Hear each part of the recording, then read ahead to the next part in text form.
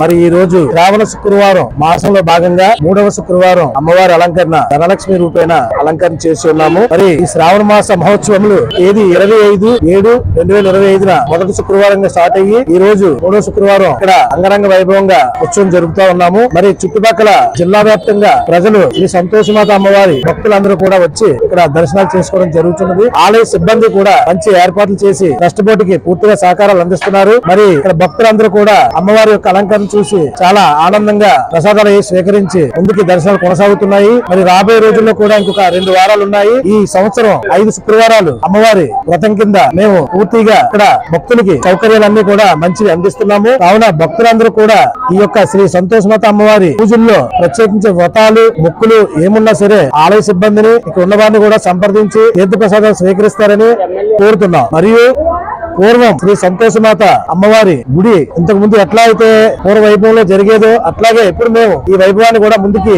తీసుకెళ్లే విధంగా అమ్మవారిని కైంకర్యాలు చేస్తున్నాము. పూర్వం ఇక్కడ దాడి వీరభద్ర గారు మునుపుడు శ్రీ సంతోషమాత అమ్మవారి గుడి డెవలప్మెంట్ లో భాగంగా వీరభద్ర గారు అలాగే స్థానిక ప్రస్తుత ఎమ్మెల్యే గారు రామకృష్ణ గారు ఎంతో కృషి చేసి అమ్మవారికి శబ్దలనగా దేవాలయం అనగా వెనకాల కళ్యాణ మండపం అనగా అన్ని డెవలప్మెంట్ చేసి ఉన్నారు. ప్రస్తుతం కూటమిలో భాగంగా ఈ యొక్క దేవాలయానికి మార్సెట్ భాస్కర్ నియమించడం జరిగింది. అలాగే వారి యొక్క ఆదేశాల ప్రకారం ఎమ్మెల్యే గారి ఆదేశాలు అలాగే ఎంపీ గారి ఆదేశాల ప్రకారం మేము ఇక్కడ గుడిని పూర్తిగా డెవలప్ చేసే విధంగా ముందు కొనసాగుతూ భక్తులు ఎటువంటి అసౌకర్యాలు లేకుండా మేము ఇక్కడ ధర్మకథలతో సర్వీస్ చేస్తున్నాము.